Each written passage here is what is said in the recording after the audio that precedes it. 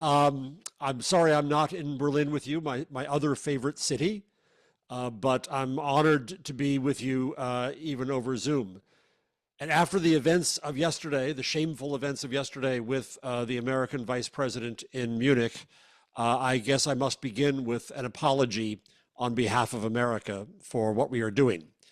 But the message I come to you with today is that American journalism is failing America and the world. And I'll acknowledge quickly that German media and German society are, of course, very different, but the dynamics, the pressures, and the perils that affect us are universal. The internet and AI are killing mass media. They are enabling more voices to be heard than ever in the last century. They are commodifying our idea of content.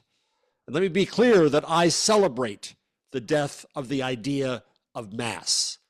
For mass is a way to ignore people, to put them into bundles, into a mob. It is a way not to identify their own sense of themselves and their communities.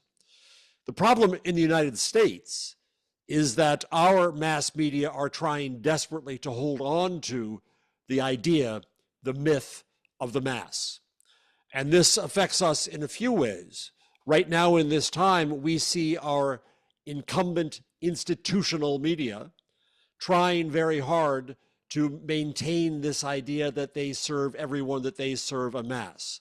And as a result, they are trying, even the New York Times and the Washington Post, I use hashtags every day now looking at what they do, Broken Times and Broken Post, as well as CNN and others, are trying to appeal to the Trump voter, thinking foolishly that they're going to be able to somehow attract them. In the process, they only irritate and lose the loyal liberal viewers and readers that they had. They are also, far worse now, trying to appeal to and even bribe Donald Trump.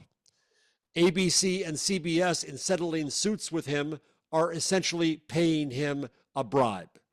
And so far it works to the extent that ABC and CBS have not been kicked out of the Pentagon and White House newsrooms. But this is a very high price for access.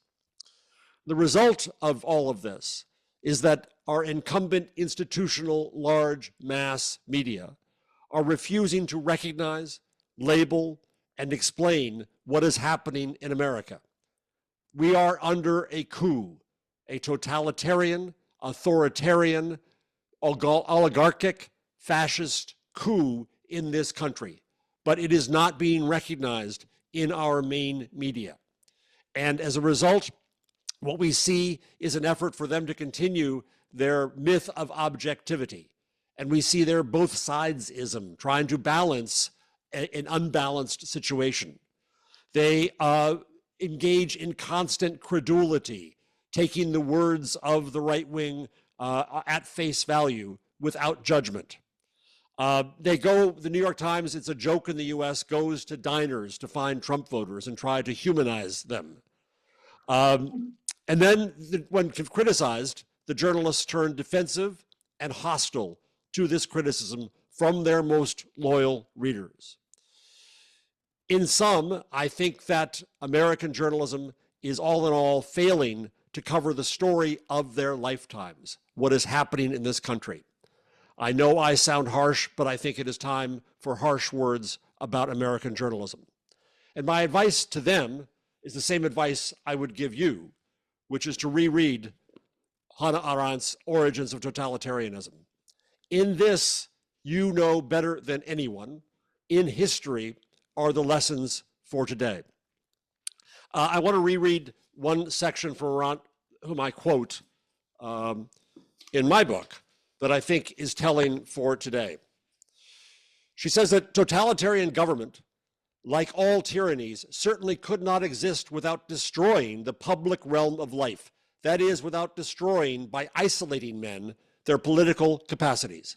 But totalitarian domination as a form of government is new in that it is not content with the isolation, but destroys private life as well. it bases itself on loneliness, on the experience of not belonging to the world at all, which is among the most radical and desperate experiences of men. And what this means, I think, for us in journalism today is that I don't believe that our problem is about information and misinformation and disinformation.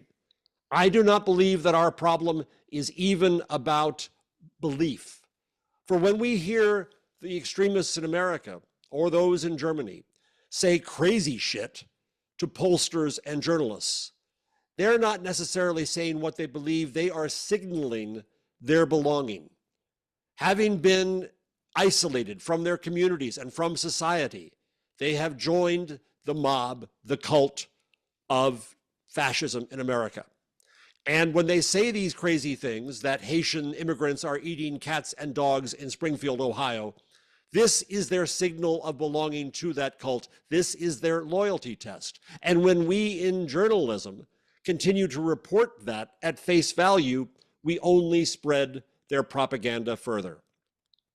I believe that in journalism especially, we have a crisis of judgment. Our newspapers are reluctant to judge the candidates and now the president. They are reluctant to judge the voters who gave us Trump. At the same time, social networks were reluctant to judge the speech of the noxious extremists, but now they're afraid to not carry this speech, with laws even being passed in Texas and Florida requiring that right-wing speech must be carried. We're not going to get anywhere if we can't call lies, lies, racism, racism, and fascism, fascism. I feel the need to echo Chancellor Scholz from just this morning in Munich when he answered the appearance of J.D. Vance at Dachau, standing in front of the words that he blocked. As Scholz said, nie wieder Rassismus, nie wieder Fascismus. Fascism, however, is back. It is back on my shores. And Lord knows you see it putting you in a vice. It is back in Russia, attacking Ukraine. It is back in the AfD in Germany.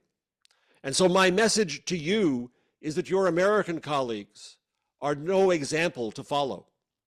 My message to you is that you, German democracy and German journalism, are our best bulwark against the rising tide of fascism again. You are the firewall. So I say to you all, Godspeed, meine Freunde, und vielen Dank.